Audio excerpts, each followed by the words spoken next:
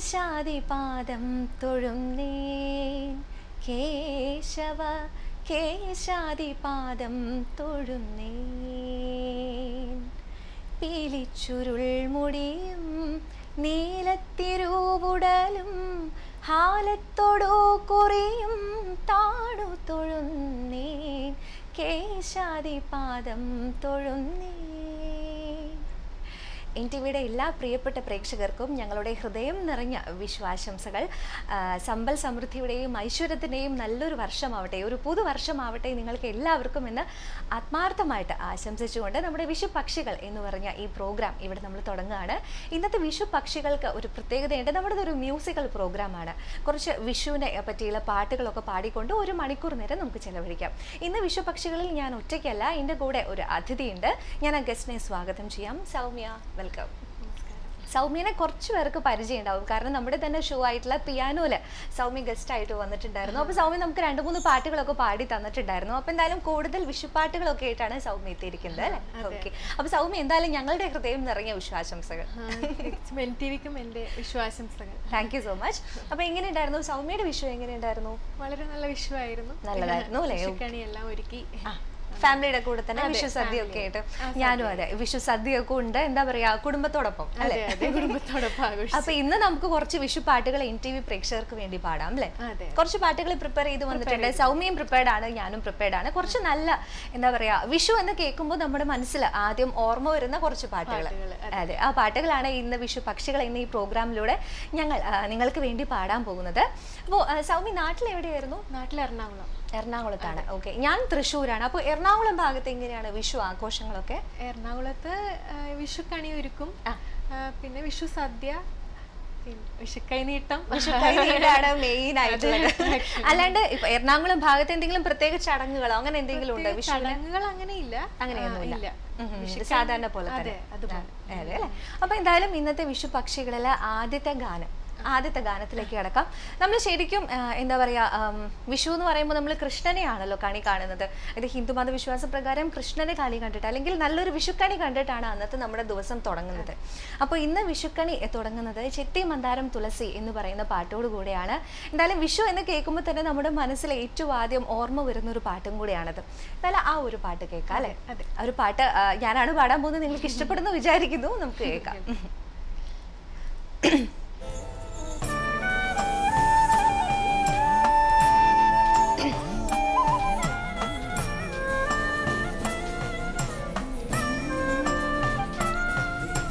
ചെത്തി മന്ദാരം തുളസി പിച്ചകമാലകൾ ചാർത്തി ഗുരുവായൂരപ്പ നിന്നെ കണി കാണണം. ചെത്തി മന്ദാരം തുളസി പിച്ചകമാലകൾ ചാർത്തി ഗുരുവായൂരപ്പ നിന്നെ കണി കാണണം.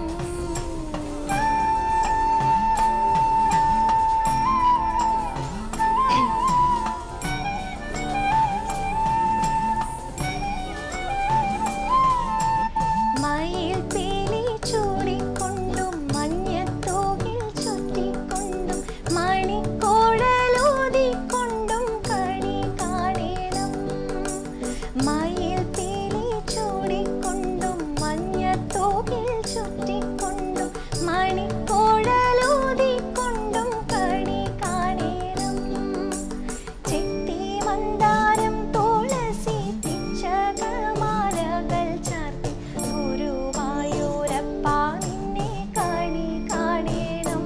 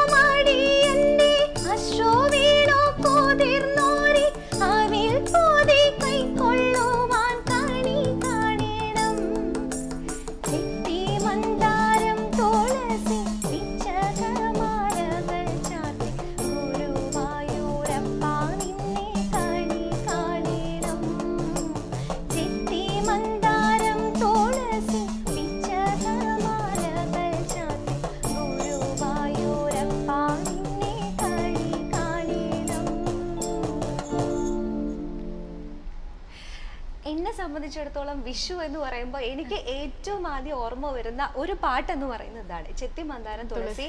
അതുപോലെ തന്നെ മറ്റൊരു പാട്ടാണ് കണി കാണുന്നത്. ആ രണ്ട് പാട്ടുകളാണ് വിഷു എന്ന് പറയുമ്പോൾ നമുക്ക് ഏറ്റവും ആദ്യം ഓർമ്മ വരുന്നത് അല്ലെ? ഓക്കെ, സൗമ്യയുടെ കുട്ടിക്കാലത്തൊക്കെ വിഷു എങ്ങനെയായിരുന്നു, എങ്ങനെ ആഘോഷിച്ചിരുന്നെന്ന് ഓർമ്മയുണ്ടോ? കുട്ടിക്കാലത്ത് ഏറ്റവും നമ്മൾ സന്തോഷത്തോടെ കാത്തിരുന്നത് വിഷുക്കണിയാണ്. അതെ അതെ, വിഷുക്കൈനീട്ടവും അതാണ് മെയിൻ ആയിട്ടുള്ളത്. പിന്നെ പടക്കം പൊട്ടിക്കൽ, അതൊക്കെ സന്തോഷമാണ്. അതെ, പക്ഷെ എനിക്ക് തോന്നുന്നു ഇവിടെ, അതായത് നമ്മുടെ UAE അല്ലെങ്കിൽ ഗൾഫ് ലോകത്ത് തുടങ്ങിയ പടക്കം പൊട്ടിക്കാൻ, അതുപോലെ തന്നെ വിഷു ഇപ്പൊ ഇടദിവസം വരുന്ന കാരണം ശരിക്കും വിഷുവിന്റെ അന്ന് നമുക്ക് ആഘോഷിക്കാൻ പറ്റുന്നില്ല. അതെ അതെ, വേറെ ദിവസം വീക്കെൻഡിലൊക്കെയാണ് അത് സെലിബ്രേറ്റ് ചെയ്യുന്നത്. ഇപ്പോഴും അതെ, പലരും എനിക്ക് അറിയാവുന്ന കുറച്ച് ഫ്രണ്ട്സും റിലേറ്റീവ്സും എല്ലാവരും ഇന്നല്ല ആഘോഷിക്കുന്നത്, അവർ ഫ്രൈഡേ ആണ്. അതെ, ഫ്രൈഡേയിലേക്കും സാറ്റർഡേയിലേക്കും മാറ്റി വെച്ചിരിക്കുകയാണ് വിഷുവിന്റെ ആഘോഷമൊക്കെ. അപ്പൊ എന്തായാലും ചെത്തിമന്ദാരം തുളസി ഞാൻ പാടിയിട്ടുണ്ട്. ഇനി അടുത്തതായിട്ട് കണി കാണും നേരമാണ്. അതും എനിക്ക് ഇഷ്ടപ്പെട്ടു, സൗമ്യക്കും ഇഷ്ടപ്പെട്ട പാട്ടാണ് അല്ലേ? അതെ, അപ്പൊ എന്തായാലും വിഷു എന്ന് പറയുമ്പോൾ നമ്മുടെ മനസ്സിൽ ഏറ്റവും ആദ്യം ഓർമ്മ വരുന്ന കണി കാണും നേരം എന്ന് പറഞ്ഞിട്ടുള്ള ഒരു ഗാനമാണ് അടുത്തതായിട്ട് സൗമ്യ നമുക്ക് വേണ്ടി വിഷു പക്ഷിയിൽ പാടുന്നത്. നമുക്ക് ആ പാട്ട് കേൾക്കാം.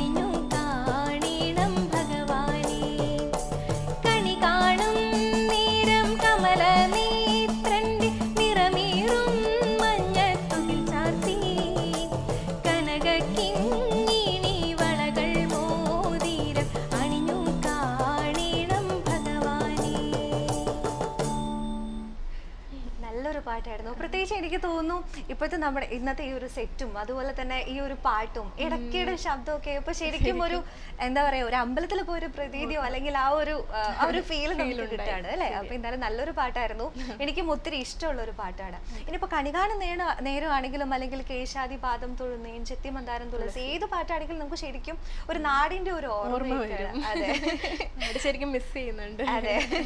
ഓക്കെ, എന്നാലും നമ്മളാവുന്ന രീതിയിൽ വിഷു ഇവിടെ ആഘോഷിക്കുകയാണ്. അതെ. അപ്പൊ ഇനി ഫ്രണ്ട്സ് ഒത്തിരി പേര് എല്ലാവരും കൂടെ ഒരുമിച്ചായിരുന്നു വിഷു അതോ ഫാമിലിയുടെ കൂടെയായിരുന്നു? സൗമ്യയുടെ വിഷു ഫാമിലിയുടെ കൂടെ സെലിബ്രേറ്റ് ചെയ്തത്. അതെ അല്ലെ. ഓക്കെ, വിഷു കൈനീട്ടമൊക്കെ കിട്ടിയോ? കിട്ടി. ഓക്കെ, അപ്പൊ എന്തായാലും ഇനി വിഷുക്കണിയില് നമുക്ക് നല്ലൊരു ഫിലിം സോങ് കാണാം. നമ്മൾ രണ്ടുപേരും ഓരോ പാട്ട് പാടി, പ്രേക്ഷകർ അത് കേട്ടു. ഇനി ഫിലിംസിൽ ഒത്തിരി പാട്ടുകൾ വന്നിട്ടുണ്ട് വിഷു ആയിട്ട് റിലേറ്റ് ചെയ്തത്. അപ്പൊ എന്തായാലും നമുക്ക് അങ്ങനത്തെ നല്ലൊരു ഗാനം കാണാം. എന്തായാലും നല്ലൊരു പാട്ടാണ് അടുത്തതായിട്ട് വിഷു പക്ഷികളിലൂടെ വരാൻ പോകുന്നത്. നമുക്ക് ആ പാട്ട് കണ്ടതിന് ശേഷം തിരിച്ചു വരാം.